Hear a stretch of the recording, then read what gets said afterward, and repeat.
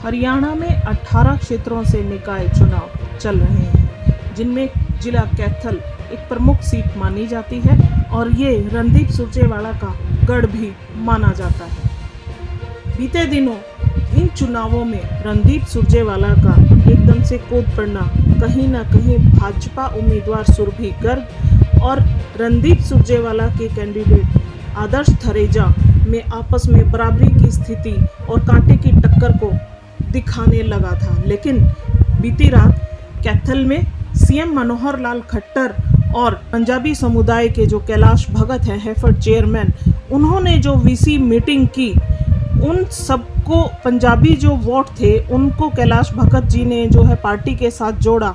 तो अब कैथल में कहीं ना कहीं ये मुकाबला एक तरफा होता हुआ नज़र आ रहा है, जहां जी हां सुरभि गर्ग के साथ पंजाबी समुदाय का बड़ी अडिग तरह से खड़े हो जाना और बनिया वोट का राम प्रताप गुप्ता की तरफ से सुरभि के पाले में आ जाना कहीं ना कहीं एक तरफा चुनाव घोषित करता हुआ नजर आ रहा है। मतदाताओं के अनुसार ये जीत 13 से 15 हजार सुरभि को आगे ले जा रही है। अब इसी कड़ी में गृह मंत्री अनिल विज हरियाणा कैथल में पधारे और उन्होंने बार एसोसिएशन, पंजाबी मोहल्ला, खरादिया मोहल्ला और यहाँ की कैथल की सब्जी मंडी में भी अपने दौरे किए, जिससे उन्होंने ऐसी हुंकार भरी कि पूरा पंजाबी समुदाय और बनिया जो वोट थे वो सुरभि के पाले में स्वयं पड़ते हुए दिखाई दे रहे हैं।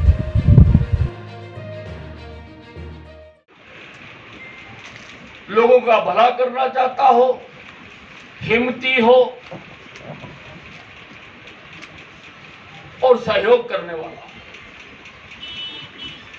ऐसे प्रत्याशियों को चुनाव के मैदान में उतारा है।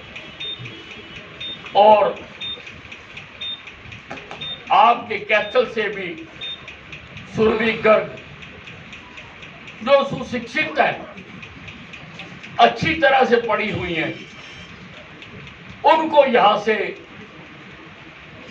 चेयरमैनी के पद के लिए हमने उतारा है। भाइयों और बहनों, भारतीय जनता पार्टी काम करने में विश्वास करती है। जब से नरेंद्र मोदी जी की सरकार आई है, ऐसे ऐसे काम जो एक स्वप्न बन गए थे कि शायद क्या कभी ये हमारी जिंदगी में पूरे होंगे या नहीं होंगे। कश्मीर में धारा 370 को हटाना सोच नहीं पाते थे।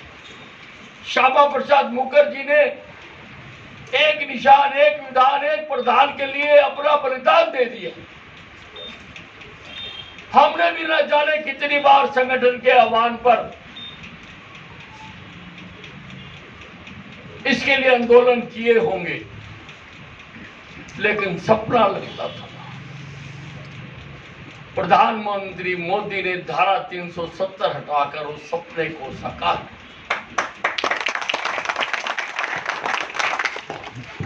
राम मंदिर निर्माण के लिए अनेकों वर्षों से संघर्ष चल रहा, अनेकों वर्षों से अनेकों लड़ाइयां हुई, आजादी के बाद भी हुई। लोगों ने अपना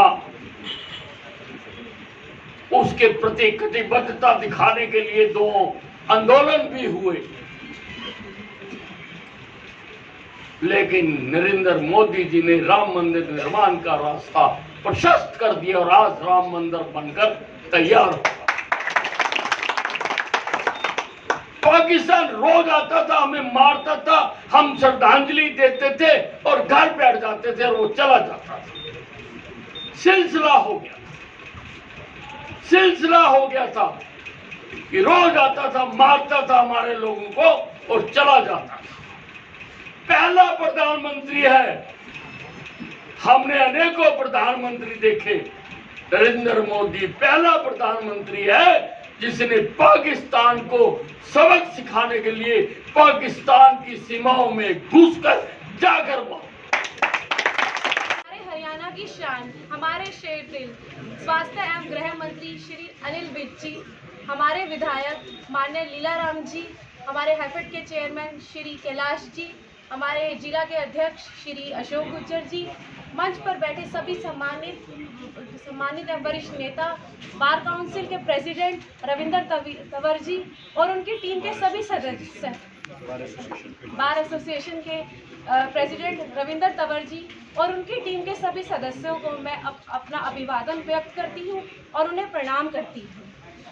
प्रणाम। और भारत के संविधान के गौरवशाली तीसरे स्तंभ के है जो न्यायतंत्र, उसके मंदिर में आकर आज मैं अपने आप को बहुत ही धन्य और गौरवान्वित महसूस कर रही हूँ। आप लोगों के ऊपर ही समाज का न्याय टिका हुआ है। आप लोगों के मजबूत कंधे ही हैं जो समाज में न्याय ला रहे हैं और मैं विश्वास करती हूँ और मुझे ऐसा प्रतीत होता है कि जो ये चुनावी धर्मयुद्ध चल रहा है इसका न्याय भी आप लोग ही करेंगे। कैथल में ट्रिपल इंजन की सरकार की बहुत ही ज़रूरत है। लंबे समय से धरातल पर बहुत ही काम है जो पेंडिंग है, जिन्हें अब का पूरा करने का समय आ गया। तो मैं आप लोग, लेकिन ये काम पूरा करने के लिए मुझे आप लोगों का सहयोग चाहिए, समर्थन चाहिए और मार्गदर्शक चाहिए। तो मैं आप लोगों से आशा करती हूँ कि आप लोग मुझे अपना समर्थन, सहयोग, आशीर्वाद, प्यार देंगे और कैथल के विकास और उन्नति के पथ पर ले जाने के लिए मुझे अपना सहयोग देंगे। यही तमन्ना, यही आशा लिए मैं यहाँ आई हूँ कि आप आने वाली 19 जून को अपनी इस बेटी, अपनी इस बहन को आशीर्वाद देंगे और भारी से भारी मतों से मुझे विजयी दिलाएंगे।